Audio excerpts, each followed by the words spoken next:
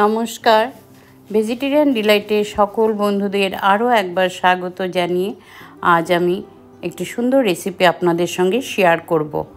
তো আপনারা কেমন আছেন? আশা করি নিশ্চয়ই ভালো আছেন। তো চলুন রেসিপিটি সম্বন্ধে আপনাদের বিশদ জানকারি দিচ্ছি। এখানে আমি তৈরি করব হচ্ছে সোনামুগের ডাল নিয়েছি 250 গ্রাম, আর জোহা চাল, যেটাকে কেউ গোবিন্দভোগও বলে, জোহা রাইস, সেটা নিয়েছি 250 গ্রাম। দুটো মিলে আমার হয়েছে 500 গ্রাম।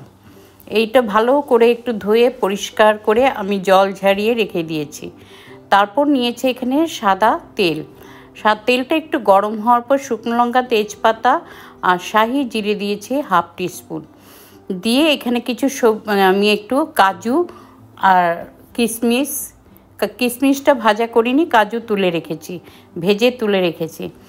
আর বিনস, গাজর আর মটরশুঁটি একটু সামান্য হালকা করে আমি ফ্রাই করে তুলে রেখে দেব।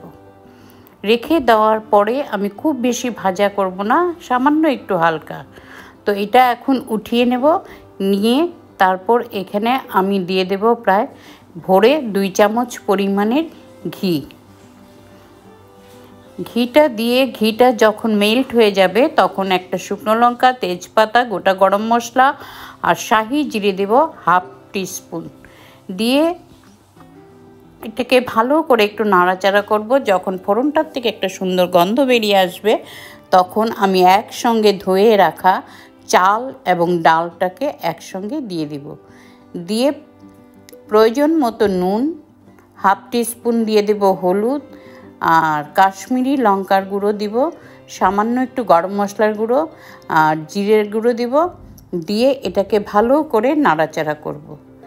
বেশ একটু ভাজা ভাজা মতো যখন হয়ে যাবে তখন আমি এখানে কি করব, খুব বেশি ফ্রাই করব না, হালকা একটু ফ্রাই করব, যেন চাল এবং ডালের যে একটা কাঁচা গন্ধ সেটা যেন চলে যায়। এইভাবে এটাকে আমি একটু ফ্রাই করে যে গাজর এবং বিনস, কড়াইশুঁটি ভেজে তুলে রেখেছিলাম সেটা এখানে আমি দিয়ে দেব।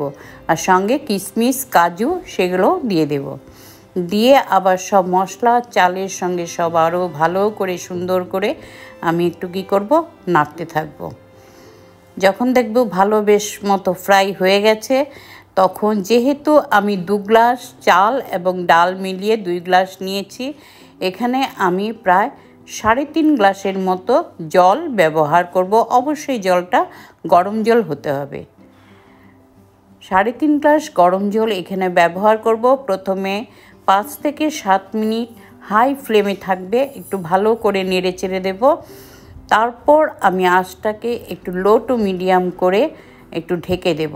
আর তার আগে অবশ্যই আমি কাঁচা পাকা লঙ্কা 2টো দেব, 1 চামচ ভরে দেব চিনি, হাফ টিস্পুন দেব গরম মশলার গুঁড়ো, আর সমস্ত কিছু দিয়ে এবার ভালো করে একটু মিশিয়ে নেব। নিয়ে এরকম ঢেকে রাখবো। এরকম 10 থেকে আরও 12 মিনিট পর্যন্ত এটা কুক হবে। আমি মাঝে মাঝে ঢাকাটা তুলে দিয়ে একটু নেড়ে চেড়ে দেখব কীরকম হয়েছে। দেখুন জল পুরো শুকিয়ে গেছে, একদম ঝরঝরা হয়ে গেছে। তাও আমি কি করব, এটাকে আরও 5 থেকে 7 মিনিট গ্যাসটা অফ করে দেব, ফ্লেমটা বন্ধ করে দেব, দিয়ে আরও ঢেকে রাখব। এখন আরও 1 চামচ ঘি উপর থেকে ছড়িয়ে আমি এটা প্লেট আউট করে নেব। পরিবেশন করার জন্য মুগ ডালের পোলাও, খিচুড়ি বা পোলাও পুরো সম্পূর্ণ তৈরি।